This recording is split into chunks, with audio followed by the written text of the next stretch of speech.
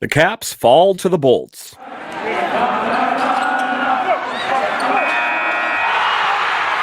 Your Locked On Capitals, your daily podcast on the Washington Capitals. Part of the Locked On Podcast Network, your team every day.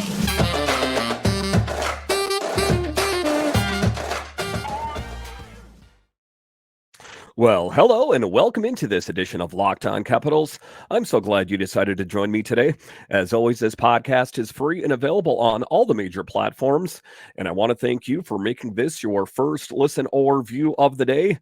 Yes, this podcast is also available in video form, so head on over to YouTube and check it out. And I would love to chat Capitals one-on-one with you. Join me on Subtext. You can find out how to do that in the show notes. My name is Dan Holme. You can find me on Twitter. It's at DanCaps218. You can find the show on Twitter. It's at Locked On Caps. So in this edition of Locked On Capitals, we talk about your Caps as they fall to the Tampa Bay Lightning in these games that were ultimately must-win games. The Caps are not mathematically eliminated yet, but a lot of that could change this weekend. We'll talk about that in the show. Then we'll talk about what is the meaning of the rest of this season. Is it ultimately about trying to make it to the playoffs? Aren't we really past that point already?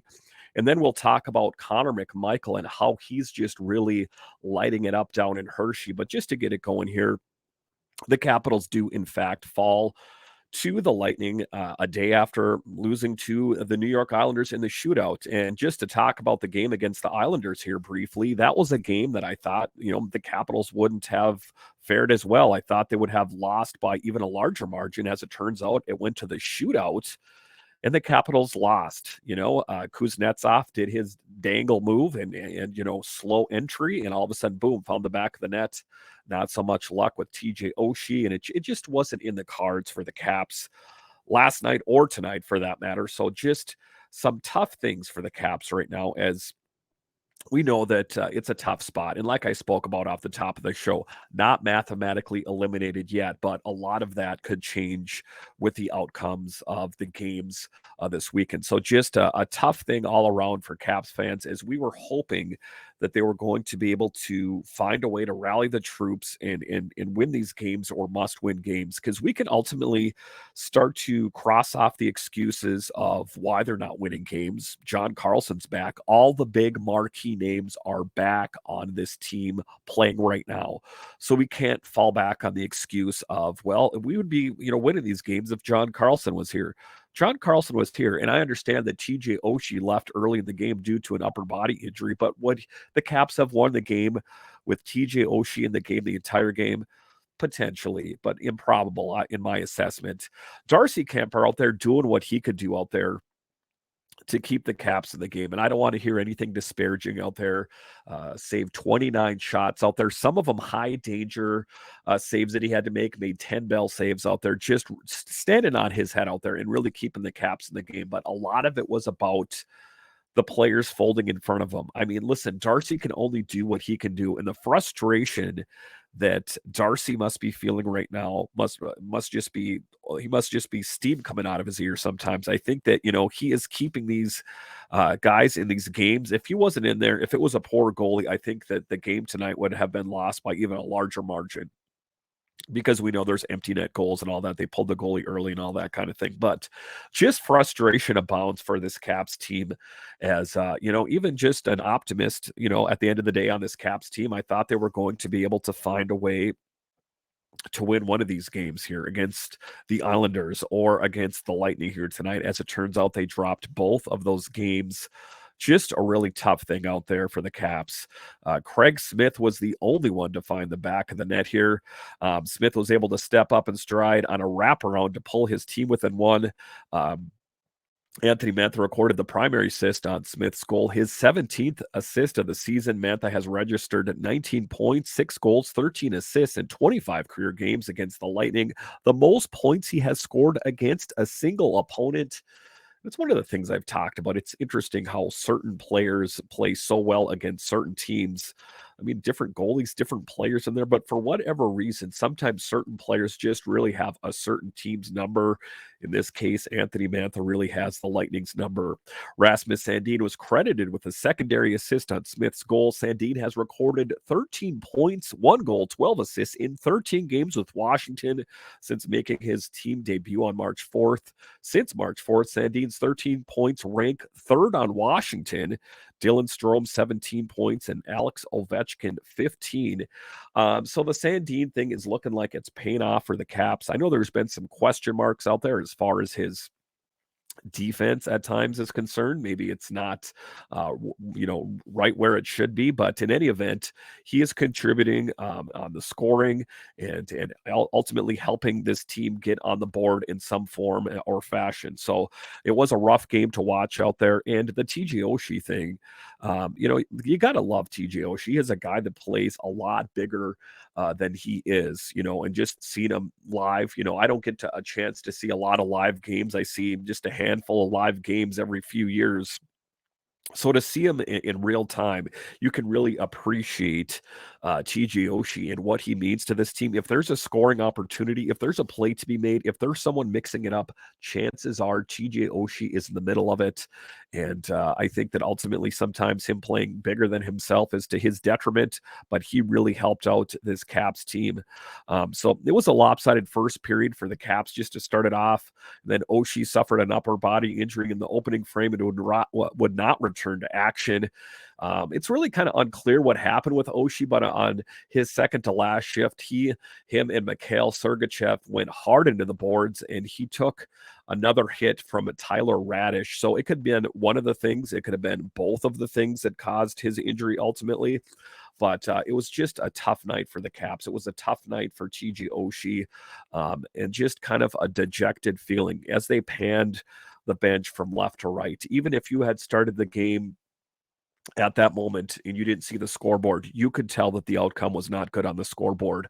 The look of frustration and defeat from left to right was noticeable. And I feel sorry for the guys out there. I'm a Capitals fan through and through.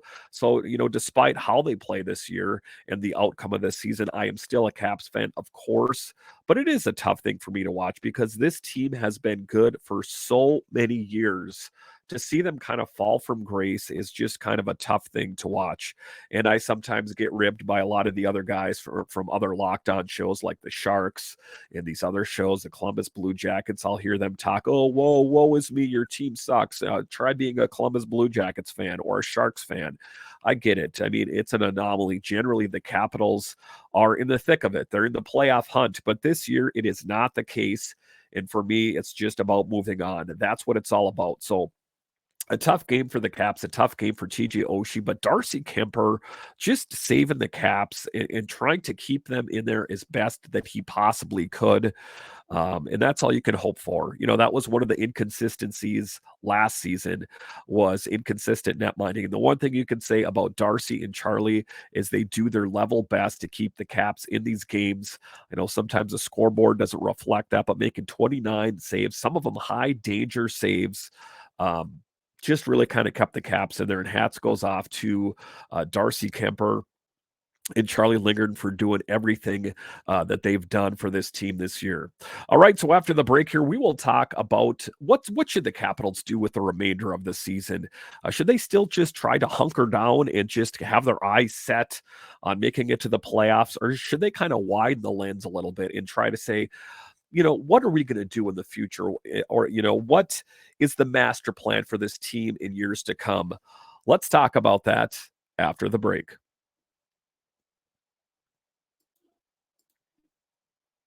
The tournament is heating up, and there's no better place to get in on the action than FanDuel, America's #1 sports book. That's because right now, FanDuel is giving new customers a no-sweat first bet up to $1,000. That's up to $1,000 back in bonus bets if your first bet doesn't win. Just go to FanDuel.com/lockedon and sign up today to claim your no-sweat first bet. Then you can wager on everything from the money line to point spreads to which team will be cutting down the net, all on an app that's safe, secure, and super easy to use. So don't miss your shot at a no-sweat first bet up to $1,000 when you join FanDuel today. Just go to FanDuel.com/locked on to sign up. Make every moment more with FanDuel.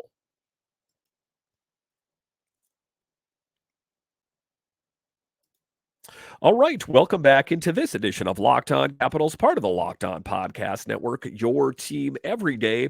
So, just taking a look at this team and ultimately what should the Capitals do? How should they proceed with this season? I mean, I think that ultimately, if the Caps can win the games, of course they should try to win them. You want to stockpile as many wins as you can possibly get right.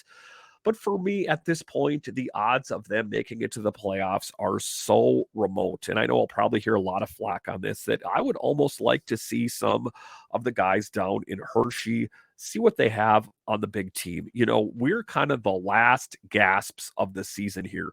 We know what we have in the tank with the guys that are out on the ice right now. And I'm thinking a little bit outside the box here, so forgive me.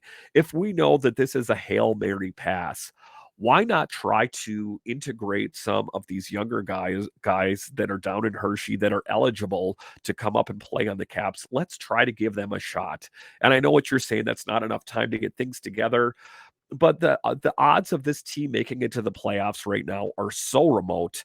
I don't think that there's anything that could really, it couldn't really hurt anything, right? And just from everything that I'm seeing out there on Money Pocket with 0.6% chance of the Caps making it to the playoffs, and the teams underneath of them are zero point 0.0.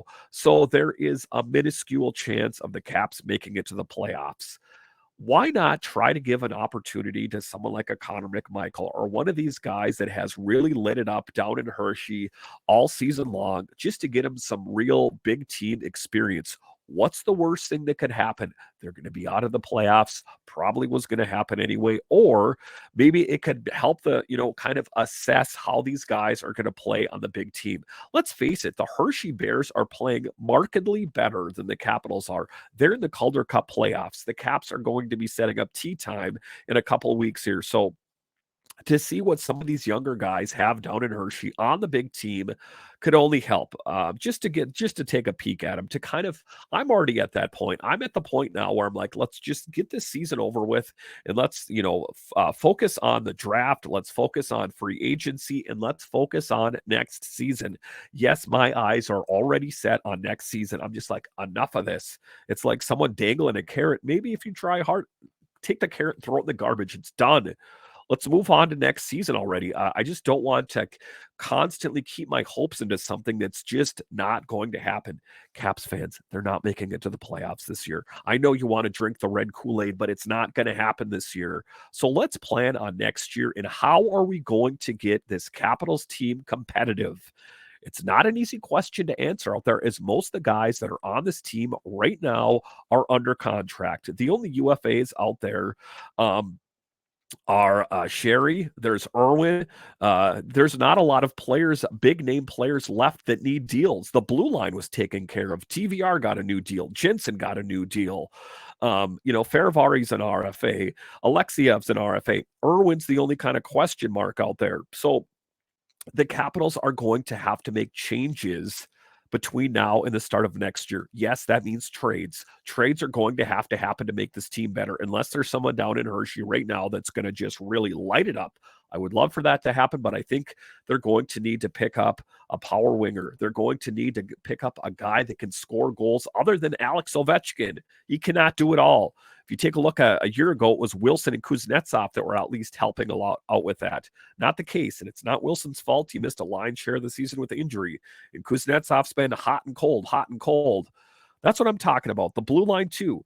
Rasmus Sandin has done a good job. He's kind of shown some cracks as far as his defense goes. They need to make some acquisitions as another comparable with John Carlson. John Carlson cannot do it all, because let's face it, as we go into next season, unless they make some big changes, how can you expect a different outcome next year? What is the definition of insanity? Doing the same thing again and again and again and expecting a different result. Some people think at the end of the season, it's just going to be like an Etch-a-Sketch. If you're under 40, you might have to look that up, where you can shake it up and then the board is all clear. It's not going to be the case. The problems that were there this year will be there next year. Now, I mean, I could, I'll indulge you and say that maybe the Capitals would have been higher in the standings if Wilson and Backstrom had been in there all season. I'll give you that. But even with Wilson and Backstrom in this, playing on this roster, they have still struggled. So it stands to reason that there's more issues than just Wilson and Backstrom. big questions lie ahead. And there's not really any easy answers out there. I think they're going to have to make some big trades. I think Kuznetsov, if he honestly wants out of here, get out of here. Connor Sherry, if you're not going to come to terms with him, get him out of here too. Um, and maybe some big players. I don't know. I don't really care about what it is. As long as it's like not Ovi and Wilson, and like Backstrom. And I know people are going to say, well, you got to make big changes. You know what I'm talking about. I think they need the cornerstones of the team here. But other than that, all bets are off. I think that, if it's a big name player, if you can get a big return on him, then I'm all about it. Kuznetsov and Mantha, and, I hate to say it, but there's some, I don't even want to say the players' names out loud. You know who I'm talking about. There's some players that play big roles on this team, but are they really pulling their weight? And I know that we all love them. And I know that there's these lines that are drawn to the 2018 season, but we got to put 2018 in the rear view. That's been quite a few years already, guys. And the Caps have not really done anything since then. So for me, just to wrap up the segment here, it's about assessing talent. That's what the Capitals have to do. How does this team get better? Some people say it's going to be Peter Laviolette. I don't know if it's necessarily the right decision. I ultimately do think this is the last season with Peter Laviolette behind the bench. It's going to be interesting to see who they pick up. I hear Spencer Carberry. There's a lot of different options. I spoke about him in this show. I want it to be an upgrade. Ultimately, what's going on out on the ice is not getting done. They need to get better. And it has to happen right now. I don't want to wait till the end of the year. I would almost have my eye set on the future right now. Let's start planning on next season right now instead of just holding on to that, just minuscule chance of making it to the playoffs. Kind of drives me crazy at times to think about. All right, so after the break here, we know that the Caps team is not playing that great, and a lot of the players sometimes aren't playing that great, but Connoc McMichael is making the most of his opportunity in Hershey. Let's talk about him a little bit more after the break. All right, welcome back into this edition of Locked On Capitals, part of the Locked On Podcast Network, your team every day. So Connoc McMichael had his opportunity on this team earlier in the year, and it just didn't work out, and he was reassigned down to Hershey, and then he had the right attitude, in my opinion. He said, I am going to take the idea of playing on the Caps and just kind of push it out of my mind. I'm going to concentrate on playing as best in Hershey as I possibly can, and just let the cards fall where they may after that. And I think that it has served him well. Instead of just constantly trying to drive yourself nuts about, I want to play in Washington. If you play well enough in Hershey, it's going to happen. And I think he's making the most of his opportunity. It could have gone one of two ways, as it typically does for a kid who is sent down from the NHL to the AHL. A player can easily dwell on the negatives and struggle to focus on what's important, or a player can use the demotion as a motivation to get back to the NHL and work to improve their game, writes Nova Caps. Connoc McMichael was officially loaned from the Caps to Hershey on November 20th. To his credit, he rolled up his sleeves and got to work. He's made great use of his time in Chocolatetown. He plays penalty kill, power play, gets a lot of ice time. He deserves it because he's playing good hockey, said Bears head coach Todd Nelson. The biggest thing moving forward is just to have him consistent the rest of the year. He's taken some major steps, and that's good to see. McMichael has indeed found consistency down in the stretch for the Bears. He's even stepped up his game. He has 3 goals and 7 assists in his last 11 games, including points in his last 8 games. He's a pretty well-rounded player right now. He's playing his best hockey this time of year, and that's great to see. We obviously want to see him and get to work on his 200-foot game, playing good with the puck and without the puck, said Nelson. And while McMichael has hit his scoring stride in 2023, he knows there is always work to do. There are always plenty of elements in his game to work on. The little things for me, being a centerman, it's always face-offs. That's such a key thing, especially this time of year. Going into the playoffs, every single face-off matters, so that's something I've been working on. McMichael recently told Todd Sadowski on Fox 43. So that's what I'm talking about. Let's be all in on someone like a Connoc McMichael, and kudos for him for being so mature in his young age to say, "Hey, it didn't work out for the Capitals right now, but I'm going to put my nose to the grindstone and I'm going to improve my game." And he's done that. I almost think, just based on his work ethic and how he's played, that maybe there is a shot for him in Washington next year, and that for me is what makes me confident about this team going forward. We know that this team is not playing up to potential this year, but for next year. That is a big thing. I think that you're going to start to see more of these players get drawn in. You're going to see Connoc McMichael. You're going to see maybe like a Vinny Iorio. You're going to see a Hendrix LaPierre. I guess it's going to depend on how they play in camp and that kind of thing. But it is reassuring for me that they do have backups and they have these young core of players that are coming up. Rabinski, who I talked about. I mean, I could rattle off 100 players here, but obviously the Bears are going to the Calder Cup playoffs, so they are playing well. And I think that, that is a promising sign because if they do make a good push, that's going to be a good litmus test. How does that team play in the playoffs? It could be, a lot of those players could be ready to help this Caps team next year. Yes, I think it's time. The question is, and that I talked about with Bob Matthews, the tougher question is who comes out? That's a tough question. So, what center is going to come out right now to put a McMichael in there? One of the things that they spoke about is you don't want to put Connoc McMichael on a fourth line. That's misusing his talent. Some people, sometimes use playing fourth line left wing. That's not a spot for him. He really excels at playing at the center position, but the come to Jesus moment for the Caps is who comes out of the lineup to fit him in.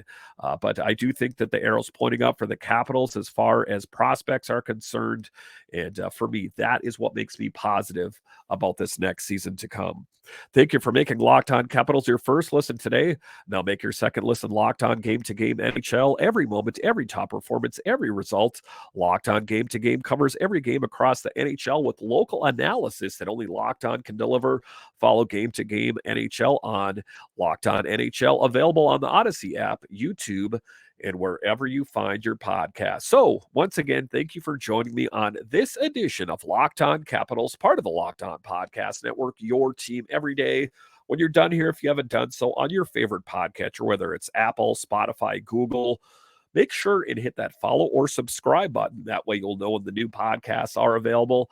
Then when you're done there, head on over to YouTube. And this is also available in video form, and hit the subscribe button and help those subscribers go up, up, up. And I have you guys to thank, and I'm ever so grateful for you. So once again, thank you for joining me on this edition of Locked On Capitals.